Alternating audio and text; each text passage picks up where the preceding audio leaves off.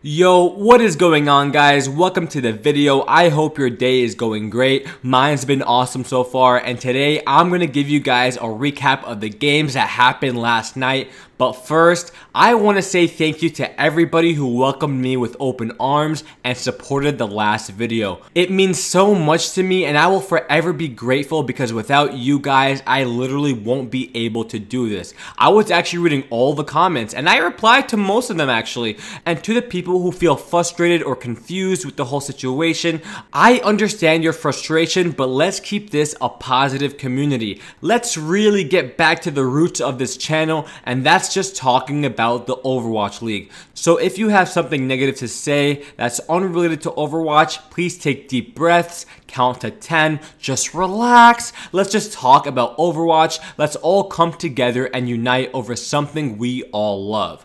Okay, enough with this kumbaya. Let's get straight to business and talk about the games. Okay, so the first game was actually played on April 20th, but it was actually 2 nights ago, so I'm gonna go over it now. It was a Spark versus a Charge, and oh my gosh, what a close game. Let's look at the maps, and I'm gonna tell you the scores. So the first map was played on Busan, Charge takes it 2-0. Second map was played on Paris, Spark takes it 2-0. Let's go to KINGmykL, Charge takes it 2-1, and then we go to Gibraltar, the Spark take it 2-1. So everyone's going back and forth, and then on the last map, the Spark takes it on Oasis 2-0. Now, who stepped up for the Spark? The player of the match and the MVP went to Godsby, and oh my god, his Zarya destroyed. He destroyed in the Zarya versus Zarya battle. If there was one discrepancy on either side of the team, it would be the Zarya, and Godsby destroyed Happy. He just had so much more energy, he had more gravitons, he had more final blows. He was the MVP of the match. And let's talk about the Charge here, pulling out that Doomfist, Eileen. He played a great Doomfist. He wanted to step up for the team, kind of switch up the strategy a little bit. But guess what? Godsby, who's a Zarya player, switched to Sombra just to counter the Doomfist. And that's what worked at the end. That's how they took Oasis. If you are the Spark right now, you have a 5-5 record. You finally equalized. But now your next move is trying to go up in the standings to try to make that playoffs. You got to keep winning and winning and winning. As an organization, you need to step up now. If you're the Charge, don't be too discouraged. You are coming off of a map losing streak. You guys went toe-to-toe with the Spark. You almost took it. You took at least 2 maps, but you got to pull it together, go back to the drawing board, go back to the basics, and fix your mistakes by watching the VODs and cleaning up your play. The next match I'm going to recap, we have the London Spitfire against the Boston Uprising, and the London Spitfire on paper destroyed the Boston Uprising 4-0. Now, if you guys watch these maps entirely, you know exactly how close these games were. I mean, just on King's Row, it was 1 fight away from going to Boston Uprising. I'm going to explain it all right now. Coming into this game, the London Spitfire and the Boston Uprising have the same exact record for Season 2. They are both 6-4 coming into this match. However, the London Spitfire are one of the best performing teams in the stage, coming into this match undefeated. The London Spitfire carried over their continued success, beating Boston Uprising on Busan 2-0. Then on Paris, they beat them 3-2. Very close match there. The London Spitfire, King's Row, one of the closest matches we've seen all season. They beat the Boston Uprising on King's Row 6-5. And then on Junkertown, they beat them 2-0. So even though the series was a 4-0, there were some maps that were really close. And on those maps, everybody had to step up for the London Spitfire. We had Jester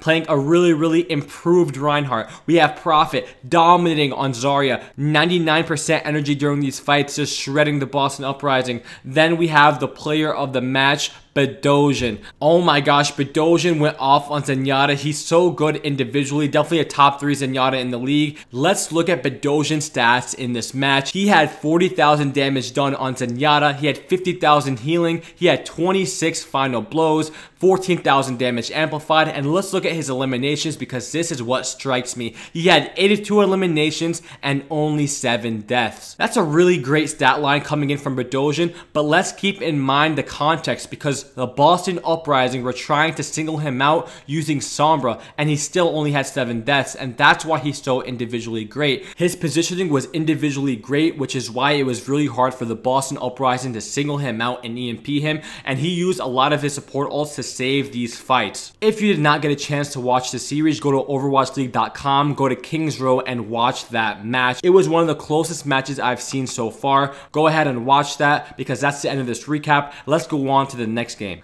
The next series that was played was the Shanghai Dragons against the Florida Mayhem, and the Shanghai Dragons completely slapped the Florida Mayhem. Shanghai took 3 maps to 1, but a lot of the maps were not even close. Let's go over them right now. Lijiang, Shanghai takes it 2-1. Florida Mayhem actually answers back on the second map, taking it 4-3 on Hanamura. Then the rest of the series was a complete slap. The Shanghai Dragons take Eichenwald 3-1, and then the last map on Rialto, the Shanghai Dragons take it 3-0, giving the Florida Mayhem a complete hold. Now, this was probably some of the best Overwatch we've seen the Shanghai Dragons play. They played to their strengths. They brought up a lot of fun strategies we watched. For example, on Lijiang, we watched Ding play Symmetra. We saw him play Sombra. We saw him play Pharah. He could basically play it all, and that's why he was actually the player of the match. So as a Pharah, he had 27,000 damage done, 17 final blows, 36 eliminations, 9 deaths, and keep that in mind. Keep the deaths in mind, because he had 11 barrage kills. And in the Overwatch League, it's very rare seeing someone have more barrage kills than their actual deaths, because it's so easy to just kill a Pharah nowadays. You just focus a Pharah, it's immobile, but Ding managed to somehow make it work and dominated throughout the series. Now let's talk about his Sombra, because that's where he shined. So on the last map, Rialto, where they full held the Florida Mayhem, he EMP'd 22 enemies and only had 1 death. This guy just knows how to play Sombra to the best of his ability. That's basically the match. DM played really good on Zarya. Gamsu hit a lot of shatters, but Ding really shined and stepped up to the plate, which led to the Shanghai beating the Florida Mayhem 3-1. Now the next match, we had the Dallas Fuel against the Seoul Dynasty, and again, on paper, it seems like another stomp. The Seoul Dynasty beat the Dallas Fuel 4-0, but if you watch the matches, you know they were close. Gibraltar goes to OT 4-5. You have Eichenwald 2-1. Hanamura goes to another overtime 3-2 for Seoul Dynasty, and then Lijiang was a 2-0. Now the Seoul Dynasty seem to keep improving from stage to stage, week to week. They are constantly getting better. Their coaches are really invested in their players. The players are executing and responding to their coaches. These guys have enough power to beat any team in the league. They have so much potential. They beat New York Excelsior last playoff stage. Now if they constantly keep improving at this rate, they can really do some damage in the league and have a bright future ahead of them. Fidger did not play this set. They subbed in Marvel as a Reinhardt, who played pretty decently. He played pretty good. He got some earth shatters here and there, got some good charges. But let's talk about the player of the match for the Seoul Dynasty, the MVP, and everybody's talking about it. It was Toby, the Lucio player, and oh my gosh, his boops were insane. Let's look at his stats. He did 27,000 damage as a Lucio, 30,000 healing, 14 final blows, 100 offensive assists, 9 environmental kills. This guy really knew how to boop people off of the Eichenwald. He had that really cool wall ride, what we see on the side, and then he booped 1 or 2 people every single time. Toby really stepped up to the plate, and the Seoul Dynasty beat the Dallas Fuel 4-0. Let's talk about the Dallas Fuel. Coming back from that loss, they're still playing pretty good, but they just don't seem to have the pieces together. They're not really synergizing well. And Montecristo actually tweeted about this. He tweeted about the future of Dallas Fuel. Let's read it right now. He says, "Are we done overhyping Dallas Fuel based on wins over Paris and Toronto? Oh, we're not, because they play Valiant, Outlaws, and Mayhem next. Let the false hope continue until Stage 2 playoffs." Wow, Montecristo throwing some shade at Dallas Fuel and the Dallas Fuel fans, saying that people are overhyping the team. They're not really that good. But let's talk about this. Do you guys think he's right? What do you guys think is going on right now? Just have to keep you informed about this tweet because it was really interesting. It made me wonder, is the Dallas Fuel getting overhyped, or do Dallas Fuel fans have a basis for their opinions? Let me know what you guys think in the comments down below, and I'll be responding to your comments. The last match of the day, we had the LA Gladiators against the Chengdu Hunters, and the LA Gladiators completely dominated the Hunters. They did lose one map on Hanamura, but other than that, they played superb, and this represents the the performance they had all stage because they are undefeated. They are one match away from having a 7-0 undefeated stage. Congrats to them. They played amazing. If you are an LA Gladiators fan, congrats to you as well because your team is playing amazing. Now, who from the LA Gladiators stepped up and became the player of the match or the MVP? We gotta give it to the one and only DPS player, Decay. This guy has really embodied the role as a DPS player for LA. Yes, he did take short for a spot, but he is playing amazing and stepping up. Let's look at his stats.